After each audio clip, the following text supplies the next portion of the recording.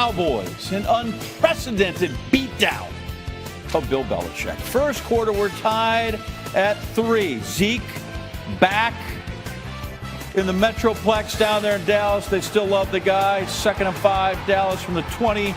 Dak Prescott fires it to CeeDee Lamb. They picked on the guy that came in, Miles Bryant, to replace Christian Gonzalez. Mac Jones has some trouble there. He gets wiped out. Dante Fowler punches the ball. Leighton Vander Esch, he's howling as he gets in his first career NFL touchdown.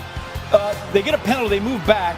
Brian Anger throws to Chauncey Golston. It's the first successful two-point conversion from the 15-yard line.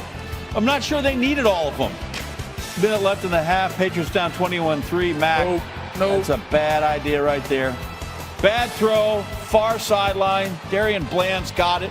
Pick six me. That kind of day for Bill Belichick. Jones will be replaced by Bailey Zappi. Cowboys won 38-3. Worst loss ever for Bill. All right, so we showed you the Eagles stay undefeated earlier. The only other team with that same opportunity. Absolutely obliterated the New England Patriots. And the New England Patriots just look downright terrible. I was listening to Julian Edelman talk about the team pregame, and he just said they struggled in situational football. But Richard, situationally, they look terrible. They look terrible from the opening kickoff to the finisher. Richard, this team has hit a very, very low point as an organization, and it makes you really, truly wonder what would this organization been like without Tom Brady? Because I don't know what they got going on here, Richard. I'm interested to hear your thoughts about New England.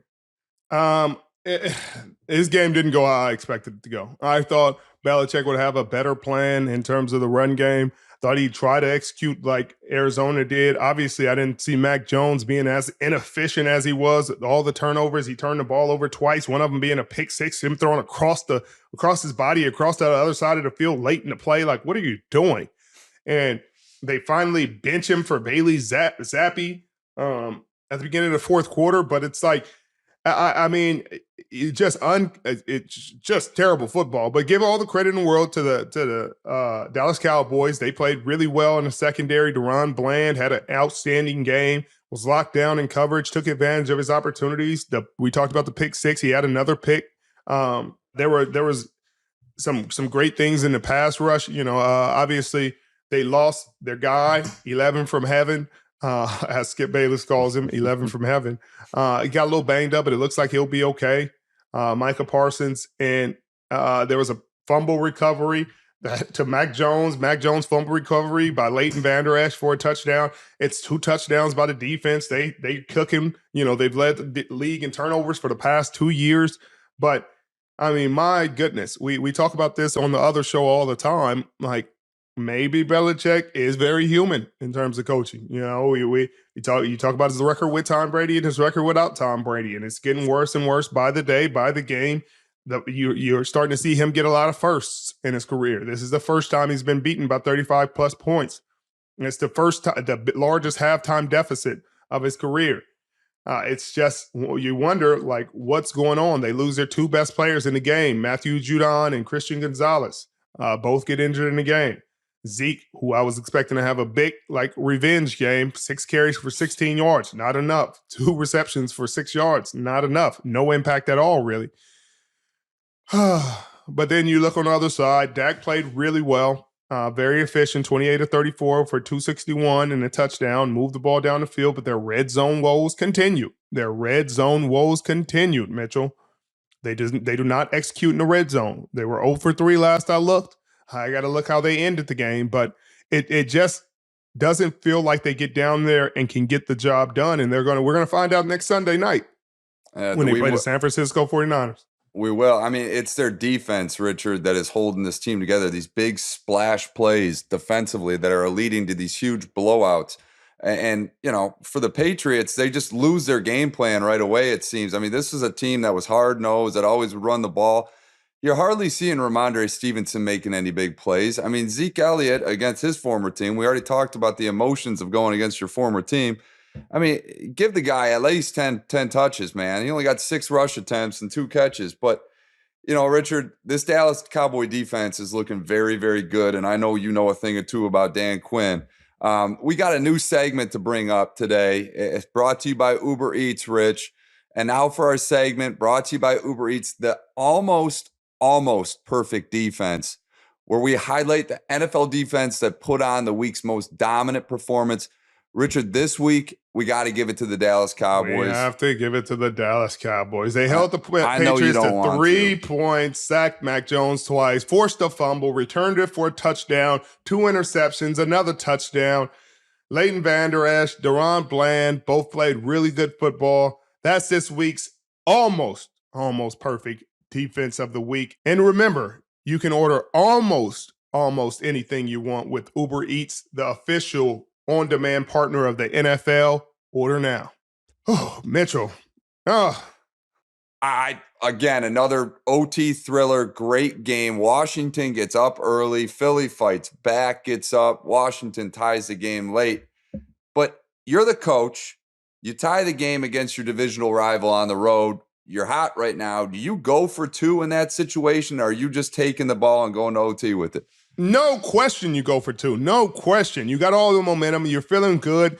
What do you got to lose? You don't have anything to lose. You don't want to go into overtime against a team like this that technically has you outmatched and outgunned. You take your shot while you got it. You know they'll never get another shot at this. If you make it, you win. If you don't, you lose. I think that was a mistake on their behalf. They played it conservative, and that's how you lose ball games like that. You know, when you got everything working for you, you need to take your shot while you got it. Don't let the other team get another shot at it. But they had their hands full, Mitchell, with all day, always open.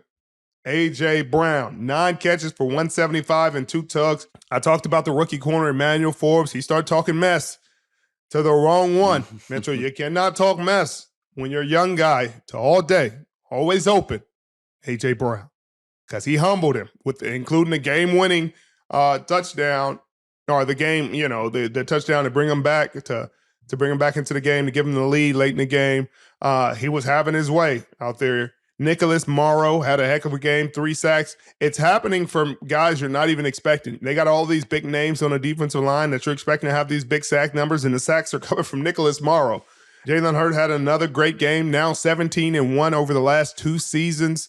You got to give him a lot of credit. He's been at the helm. He's winning a lot. He's playing winning football each and every week. No interceptions, 25 for 37 for 319. People said they have the answers for Jalen Hurts. He's not going to have the big passing numbers anymore. He had the big passing numbers, and he still ran it 9 times for 34 yards. So they got the Eagles and the Rams next week, Mitchell. That's going to be a fun game, too. I look forward to that. Again, we got the Bears and the Commanders, and I got the Commanders coming out of that with a win.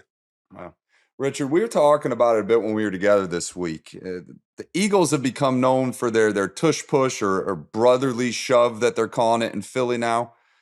What are your thoughts? I mean, at what point do you see the NFL changing this rule at all? Do you think it should be allowed? Like, what are your thoughts on that play? Because it's becoming unstoppable. Well, I don't mind the play. I mean, it's QB sneak. They get good push. It's the assisting the runner that's always going to be the issue, especially with the rule in place that they have with the field goals, where there's no pushers allowed. And they said there's no pushers because it's an injury concern for the offensive line. You got too much pressure, too much force going on to one person. And the same can be truly said about that play, especially when you got, 3 or 4 guys behind Jalen Hurts pushing him into the line. That's a lot of weight on maybe the 2 D tackles or the D tackle and the linebacker without the ability to push anybody back through. So I don't know. I don't know if it should be banned, but it should just follow the letter of the law for both sides of the football. If it follows the letter of the law and neither side can push anybody, then have your way. I think they'll still probably have about the same success rate, but it'd just be a